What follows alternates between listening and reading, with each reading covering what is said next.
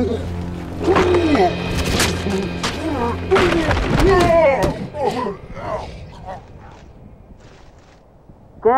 this thing off of me!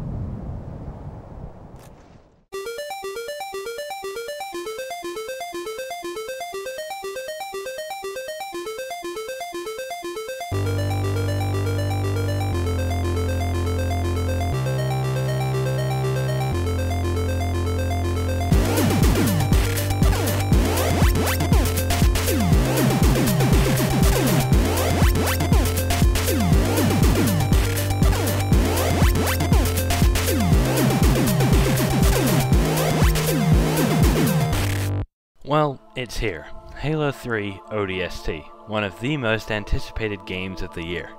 What is Halo? Well, if you're asking that question, you really should get out more.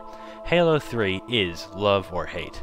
Some people like it, others don't, but it is undeniably the biggest and most lucrative shooter in the video game industry.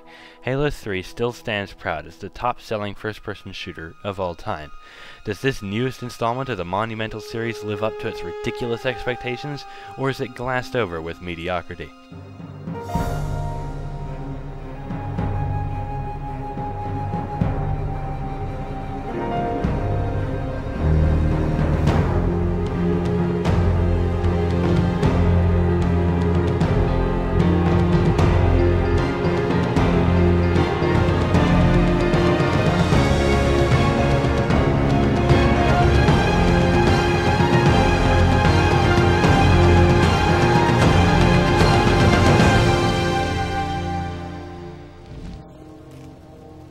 Amen. ODST is an incredibly hard game to judge. On the one hand, the new campaign is about 6 hours long, it includes a multiplayer survival mode and a $60 price tag, but on the other hand, it comes packaged with the same competitive multiplayer as Halo 3, and features most of the exact same weapons and enemies from previous installments. So this begs the question, what is it really? An expansion? Or a sequel? The answer is a little bit of both. The health system, which was hyped up to be new, is not. If you've played Halo 1, you will recognize it as the same system, a life bar underneath a regenerating bit of health. It is true that your ODST is much easier to kill than the iconic Master Chief, but he still uses the basic system of take cover for a few seconds to pick yourself up. Where's the rest of your team, troopers? Scattered, dead, I don't know. You play as the Rookie, who we know nothing about outside the fact he is an orbital drop shock trooper, or ODST. You and your team drop into New Mombasa as the Covenant cruiser we see at the beginning of Halo 2 jumps into slipspace, causing widespread chaos and you're being knocked unconscious for 6 hours after your pod lands. Upon waking up, you find yourself out of contact with your squad and scouring the city in search of clues that tell you what happened in the time you were out. Finding these clues is done by traversing New Mombasa's open streets, chasing beacons that tell you the general area of the clues. Once you find a clue, you are thrust into a flashback sequence where you play as another member of your squad. The more flashbacks you play through, the more you find out about what happened. The story is the best the Halo games have seen so far, as is the music and voice acting. We're gonna get you out of here. Not by air, we're not. The open world of New Mombasa may seem like a great idea, but unfortunately the environments start to look the same after a while, with only a few standout locations, and you'll end up traveling back along a path you've seen already more than once.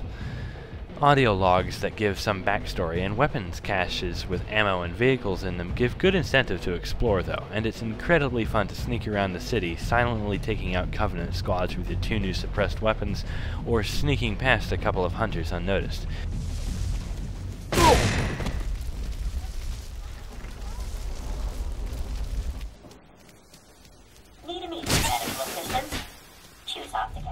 If you don't want to fight, there are lots of doors you can run through that close behind you, preventing the Covenant from pursuing you further.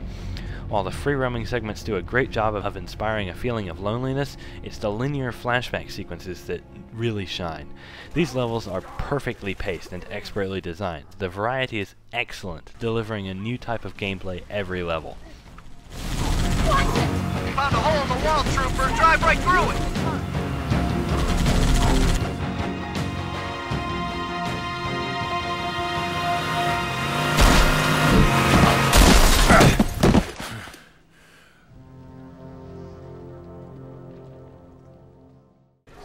The amazing thing is that even though ODST runs on the same technology as Halo 3, the graphics have improved significantly.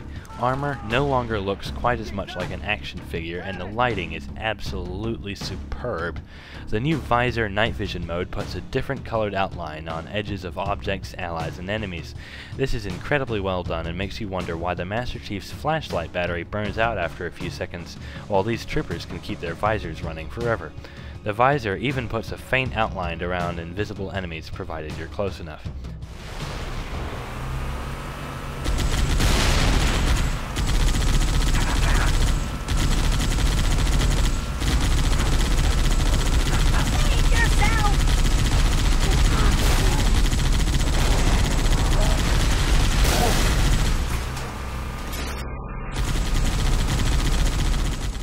ODST also comes packaged with a new multiplayer mode called Firefight. At first glance, it may seem like a shameless knockoff of Gears of War 2's Horde mode, but spend an hour or so playing it and you'll see just how wrong that assumption is. The enemies, weapons, and playstyle are enough to distinguish it from Horde alone, but Bungie didn't stop there.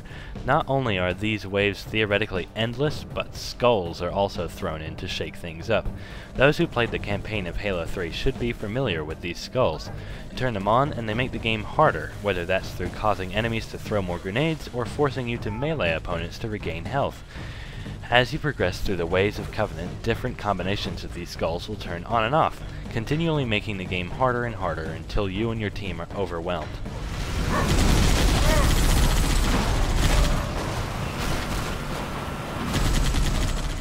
Firefight uses a life pool system where your team has a certain amount of respawns that you share. Run out and you'll have to complete a certain number of waves to get more respawns. Firefight is incredibly fun. Whether or not it's a Horde killer is purely a matter of which game the player likes more. My friends and I were able to play it for hours without getting bored, which would say quite a bit if you knew my friends.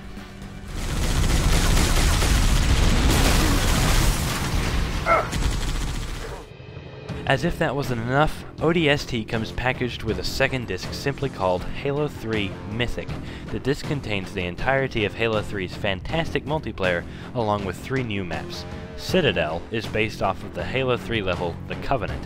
Heretic is a remake of Halo 2's Midship, and Longshore is a new large map designed for big team objective game types such as Capture the Flag or Assault.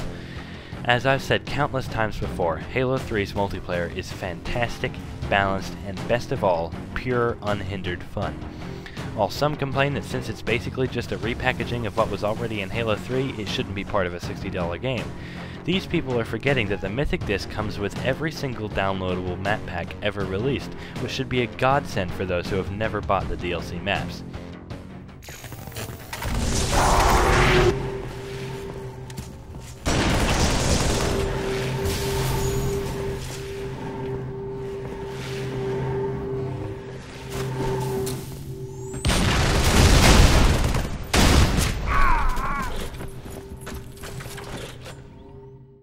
Halo 3 ODST is definitely the best the series has seen so far.